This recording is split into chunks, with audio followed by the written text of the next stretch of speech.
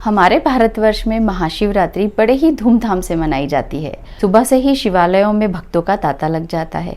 हर कोई अपनी मनोकामना पूर्ण करने के लिए अपने हिसाब से अपने तरीके से शिव की पूजा पाठ करते हैं। लेकिन महाशिवरात्रि का पर्व क्यों मनाया जाता है, क्या ये हम जानते हैं? इस बारे में बहुत सारी कथाएं प्रचलित हैं।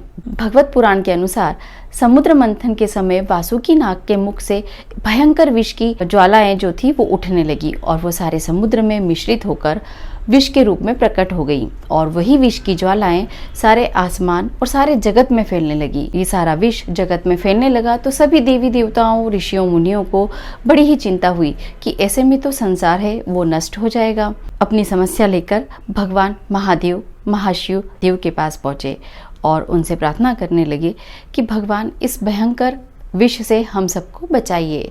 तब भगवान शिव ने उनकी प्रार्थना सुनकर जितना भी विष था उस सबको पी लिया। उस विष को पीने के बाद भगवान शिव नीलकंठ कहलाए। शांति के लिए चंद्रमा की शीतल चांदनी रात में सभी देवताओं ने रात भर भगवान शिव का गुणगान किया। इसी महान रात्रि के कारण महाशिवरात्रि का पर्व मनाया जाने लगा। इसके अलावा एक और कथा है जो कि हमें लिंग पुराण में मिलती है। वो घटना इस प्रकार है कि एक बार ब्रह्मा और विष्णु दोनों ही आपस में युद्ध करने लगे। दोनों ये कह रहे थे कि मैं तुमसे ज्यादा शक्तिशाली और बलवान हूँ। जब दोनों में युद्ध हुआ, विवाद हुआ तो भयंकर हाहाकार मचने लगा। सारे ऋषि, मुनि, मनुष्यगण, सभी जाति, पशु पक्षी सब परेशान हो गए कि अब इस समस्या का निदान कैसे निकाला जाए। सारे जो ऋषि मुनि थे वो सब भगवान शिव के पास पहुंचे और सब ने मिलकर भगवान शिव से प्रार्थना की कि भगवान इन दोनों को युद्ध करने से रोकें। तब भगवान शिव ने एक लिंग का रूप धारण किया और वो लिंग इतना बड़ा था जिसका ना कोई छोर था, मतलब ना तो वो अंत में मिल रहा था ना ही उसकी शुरुआत मिल रही थी।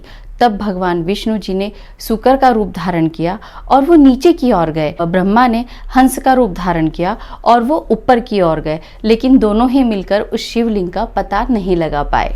जब दोनों को सफलता नहीं मिली तो दोनों ने लिंग को प्रणाम किया और उसी दौरान उसमें से ओम की ध्वनि सुनाई दी। ब्रह्मा, विष्णु दोनों आश्चर्य से चकित हो गए। इसके बाद उन्होंने देखा कि लिंग के दाहिने ओर आकार, बाहीं ओर उकार और नीचे मकार है। आकार सूर्यमंडल की तरह और उकार अग्नि की तरह चमक रहा है तथा मकार चंद्रमा की तरह चमक रहा था और तीनों कार्यों पर शुद्ध स्फटिक भगवान शिव का दर्शन हो रहा था। इस अद्भुत दृश्य को देखकर ब्रह्मा और विष्णु दोनों ही शिव की स्तुति करने लगे और प्रथम बार भगवान शिव ने लिंग का रूप धारण किया था। इस प्रथम रूप को लिंग धारण करने वाले दिन को भगवान के महाशिवरात्रि के पर्व में मनाया जाता है। भगवान शिव बड़े ही भोले और वरदानी हैं। इस शिवरात्रि पर आप सभी की मनोकामना पूर्ण हो। सभी भक्तों को महाशिवरात्रि की शुभकामनाएं। अगर आपको हमारी ये जानकारी अच्छी लगती है तो हमारे चैनल को लाइक करें, सब्सक्राइब करें और शेयर करें।